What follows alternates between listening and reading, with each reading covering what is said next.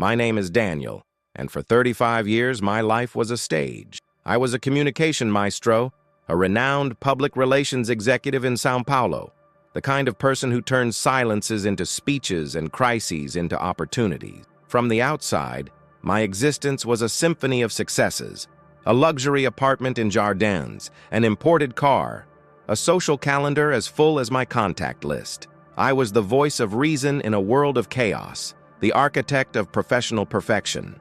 But inside, I lived a strange stillness. I was always surrounded by people, yet I felt profoundly disconnected.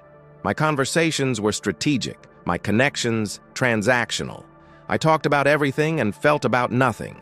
The city, with its incessant energy and constant noise, seemed like an echo of my own life, full of movement, but empty of meaning. I lived for the next meeting, the next event, the next victory, but each achievement left me with an even greater sense of emptiness. I was a specialist at filling voids, but my own was a black hole. The life I knew how to sell to others was one I couldn't truly inhabit. I had no idea that the only thing that would truly connect me to the world was something I could never plan, predict, or control. The only way to find the voice I was missing was to lose it completely. The strange symphony of signs. The anomalies began subtly, like a noise in my perfect symphony. First, it was my voice. During a presentation, the microphone failed, cutting it out. The sound returned, but with a strange static, a metallic hiss. Then my assistant showed me videos of live broadcasts of global events where, for a few seconds, the audio would completely disappear, replaced by a frighteningly pure silence. At first, we blamed technical failures, but the phenomenon spread. It wasn't just in technology, it was in the air. The news talked about a global echo, a low-frequency sound that some called the whisper of the earth. It was reported in various parts of the world, but it was so faint that most people attributed it to ringing in their ears or their imagination. In my world of communication, it was a backstage joke, a bug that would be fixed. But deep down, it gave me a sense of profound unease. The city's electricity seemed to lose its rhythm. Streetlights would flicker in unison for a moment before returning to normal. My car's GPS would lose its signal at the same exact moments the news reported about large-scale power grid failures in different countries. Everyone around me was frustrated with the inconveniences, but I saw them as something more. It felt like the world's nervous system was failing, a cosmic arrhythmia. The whispers of the earth were no longer a distant echo. They were a countdown. And the silence? It became the most tangible thing of all. A sudden pause in the middle of a busy city street, when all the traffic lights went out and the cars went dead for a full minute. In that moment, the human hum, the roar of engines, the clamor of voices, the incessant ring of phones, was replaced by an absolute, chilling stillness. I looked at the panicked faces around me and knew we were not just experiencing a glitch. The world was holding its breath. I felt it in my bones. As it came the end of a lifetime. That day was different. The sky over São Paulo was an unnatural shade of gray, the air thick with a static charge I could almost taste. I was on my way to a crucial meeting, but the traffic was at a standstill. My car's radio kept cutting out with a sharp electronic screech. I saw a billboard with a digital ad flash violently and then go black, one by one. The world was screaming, but no one seemed to notice. I was just another car on the highway, caught in the endless flow of traffic, a small part of a city that was vibrating on the edge of a great unknown. Suddenly, a massive fuel truck ahead of me swerved. Not just a little, but violently, as if the driver had lost all control. The truck's lights flashed erratically, then went completely dark. It was a single, terrifying silence amidst the roar of the highway, a silence that seemed to swallow up all the noise around it. Time slowed down.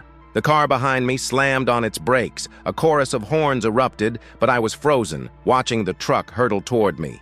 I saw the splintered glass from its side window, the tires locked and smoking. There was no screech of rubber, no warning. Just a quiet, horrifying glide towards my small car. I instinctively turned the wheel, but it was useless. My car, my little bubble of normalcy, was completely unresponsive. The electronics went dead, the engine fell silent.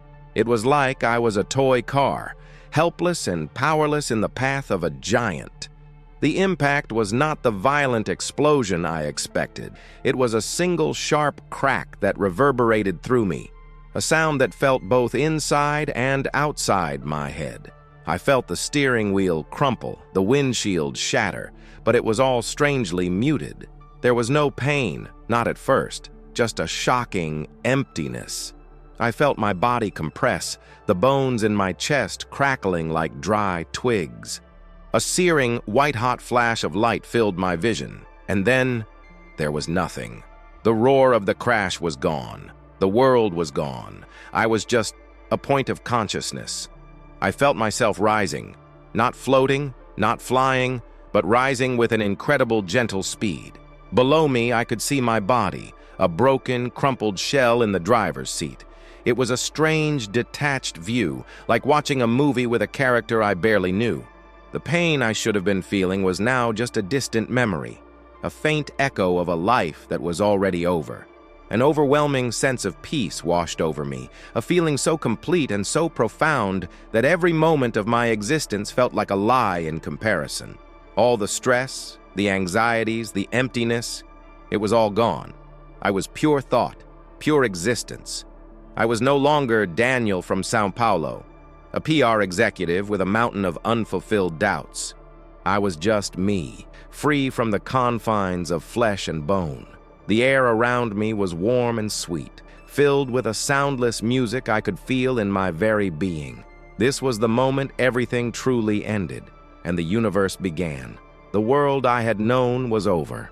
My life had a silent, definitive period placed at the end of its sentence. But I wasn't scared. I wasn't sad. I was simply at peace. And that was when I saw it. Shatadakan, the divine light and the global blackout prophecy. The world fell away, and I was pure sensation. No lungs to breathe, no eyes to see, yet I felt more alive than ever before. The silence after the crash wasn't empty. It was a fullness I'd never known. My consciousness was a singular point, weightless and free, floating in a sea of utter calm. The auras of the city, the cars, the people, they were all visible to me now, a symphony of light and energy that I was effortlessly moving through. I was no longer an observer. I was a part of it all. Fear, grief, and regret, the very things that defined my life on autopilot, simply didn't exist here. They were concepts I had outgrown. Ahead of me, a light appeared. It wasn't a distant point, but a vast, all-encompassing brilliance that seemed to draw me toward it with a gentle, magnetic pull. It was not a physical light, not like the sun or a light bulb. This light was woven from every color I had ever seen, and 1,000 more I had no words for. It was not bright in a way that hurts the eyes. It was a soft, glowing presence that felt like pure, concentrated love. Every particle of it seemed to hold infinite wisdom, infinite warmth. As I moved closer, I felt a deep recognition, as if I was coming home to a place I had always known but forgotten. All the spiritual emptiness I had carried in my life was being filled by this light, overflowing with a feeling of belonging that dissolved every single doubt I had ever had. And then, I was at the threshold. I wasn't entering a room or a space. I was entering a consciousness. Standing before me, or perhaps within me, was a figure.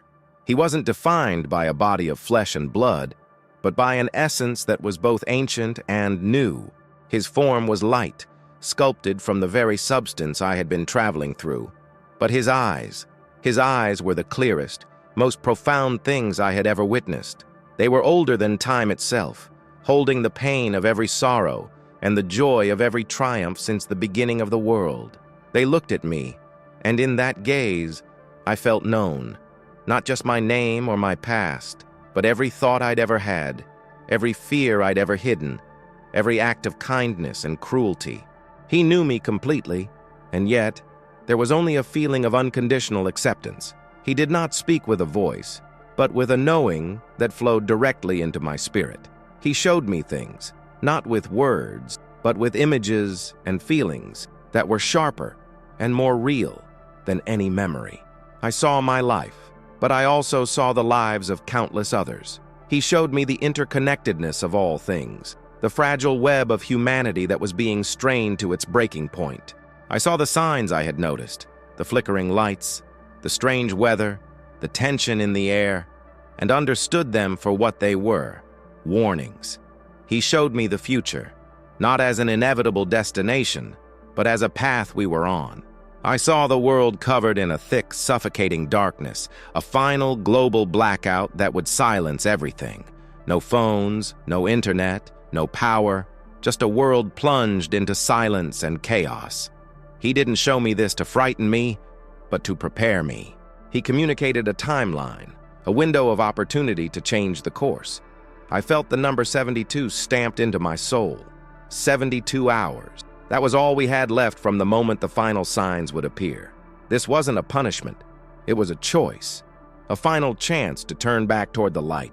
The feeling of his presence was a promise, a confirmation that even in the coming darkness, there was always a path back to this feeling, back to him. Then the feeling of peace began to fade.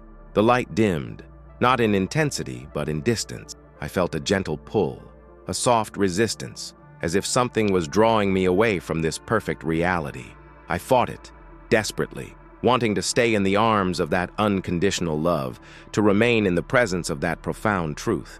But the pull was stronger, and I knew, with a heartbreaking certainty, that my journey was not over. It was just beginning. At the disbelief, the peace was gone. The overwhelming love of the light and the knowing presence were ripped away, replaced by the searing, agonizing shock of my own broken body. I felt the familiar weight of my flesh, but it was all wrong. A chorus of beeping machines pierced the sterile air, and I felt a sharp metallic tang in my mouth. My head throbbed, a dull hammer hitting against my skull with every beat of my heart. My left arm, I realized, was suspended in a sling, and the rest of me was a symphony of aches and pains. I was back, and it hurt. A kind face, a nurse, peered down at me. Her lips were moving, but the words were a jumble of sound I couldn't process. All I could see was the memory of a golden light, a love so pure it had no name. All I could feel was the weight of a world-altering prophecy. I tried to tell her. I opened my mouth, but my throat was dry, my voice a broken whisper. The blackout, 72 hours. She smiled gently, patting my hand. It's okay, honey. You just rest. You've been through a lot. Her words were meant to be comforting, but they were a dagger to my soul. She saw me as a victim of a car crash. I knew I was a witness to the end of the world. My family arrived soon after. My mother's face was a mask of relief and tears. My father's was etched with worry. They were so happy I was alive, clinging to the reality they knew, a reality where their son was in a hospital bed, not a messenger from the divine. I tried to explain it to them. I saw Jesus, I whispered, the words feeling foreign on my tongue. He told me about the blackout.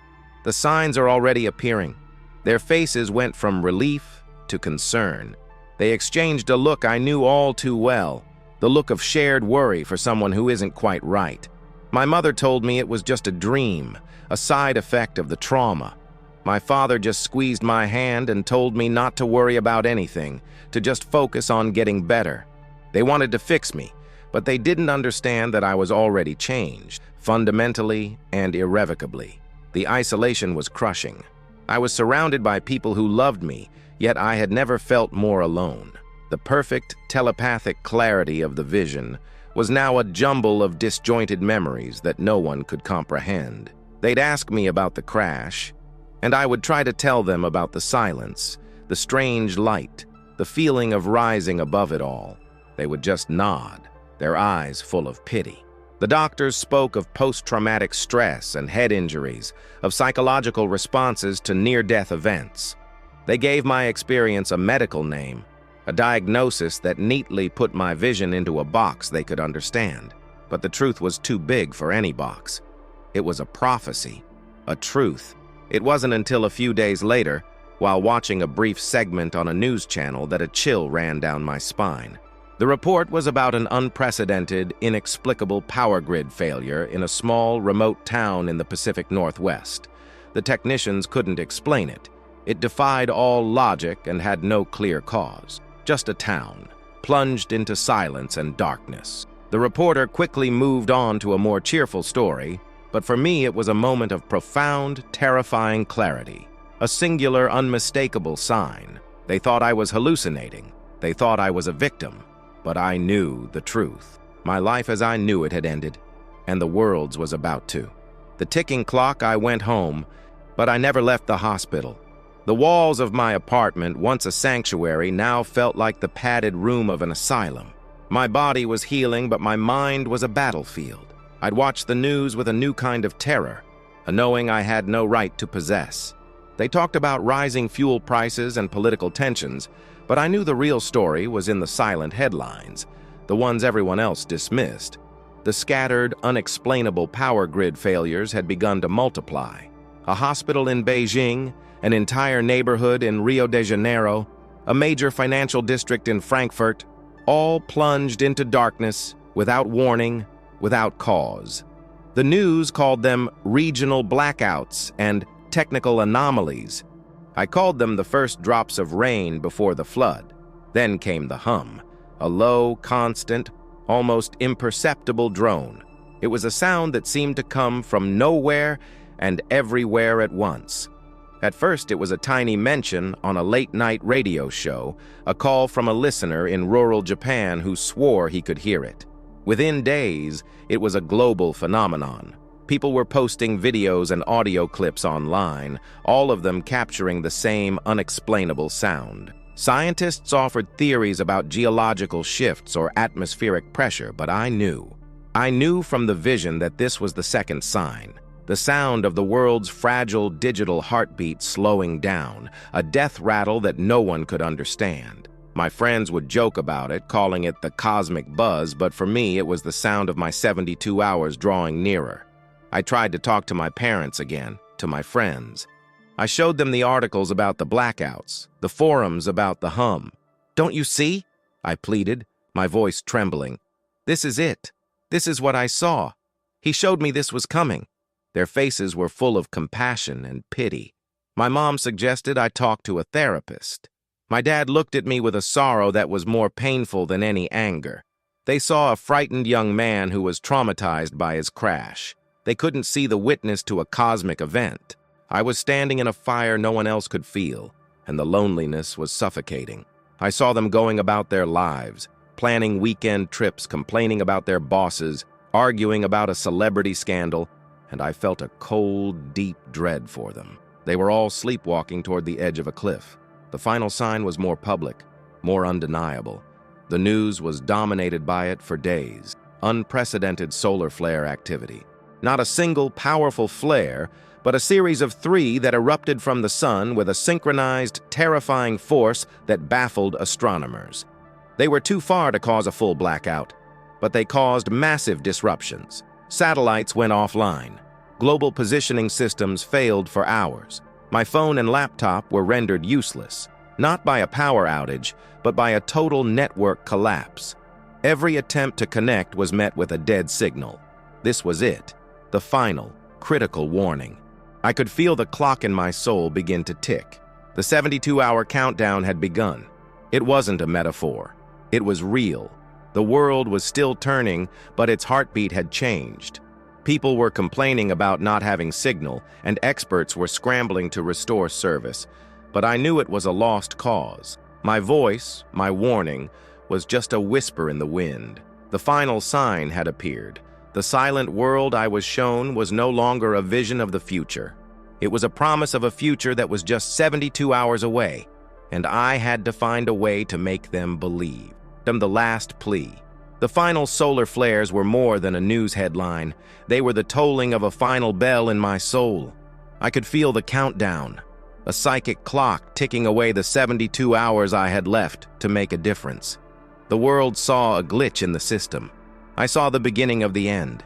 My isolation was no longer just a burden. It was a fire I had to ignite. I had to become the warning I was meant to be. I couldn't just whisper the truth anymore. I had to shout it. I started with what I knew, social media. I recorded a video, not with a script, but with a plea. I talked about my accident, about the peace I felt, about the vision of the coming blackout. My words were raw, unfiltered, filled with a desperate urgency.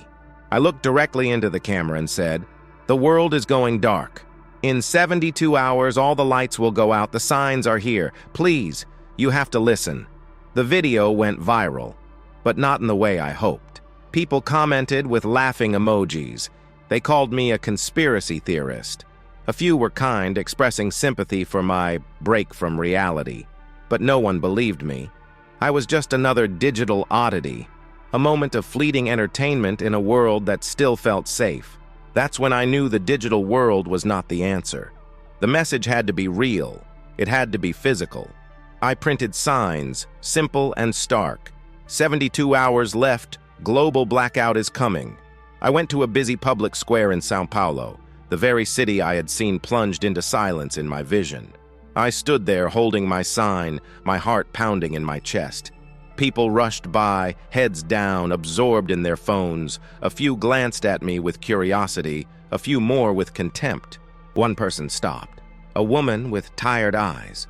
I told her everything, my voice raw with emotion. She just shook her head, a tear tracing a path down her cheek. "I wish I could believe you," she said, her voice filled with a silent grief of her own. "But I can't. Not anymore." Her words were a physical blow. The world was so exhausted by its own noise, it couldn't hear the truth. But then, the next sign manifested. Not just on the news, but right there, in front of me. The streetlights overhead began to flicker violently, not in a pattern of a simple short circuit, but in a chaotic, desperate strobe. The large electronic billboard across the square went completely black. Not just a technical error, but a sudden, final silence.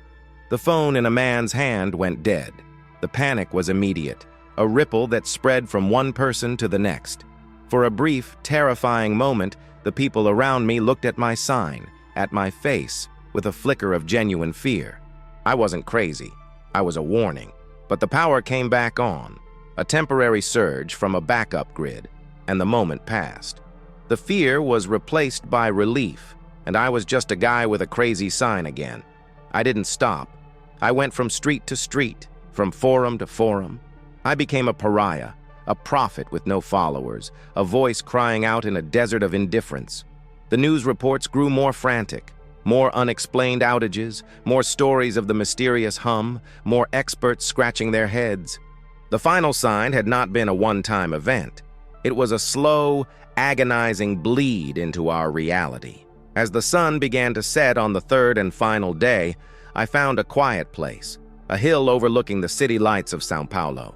The lights looked so beautiful, so resilient, but I knew their secret. I knew they were all just temporary. I had done everything I could. The clock in my soul was almost at zero. The world was about to enter a new kind of night, and I could only pray that someone, somewhere, had listened. The new beginning. I watched the city go silent. One by one, the streetlights and office buildings blinked out, a cascading wave of darkness that swallowed the vibrant pulse of Sao Paulo. The hum, the strange, low drone that had haunted us for days, ceased in a final, shuddering gasp. The cars on the street fell silent. The air, which had been thick with frantic energy, was now still. I looked up at the sky, and for the first time in my life, I could see the stars. A million tiny, brilliant points of light, a celestial map I never knew was there, shining down on a world that had gone blind. The chaos I had seen in my vision did not materialize in that first moment. Instead, there was a shocking, profound silence.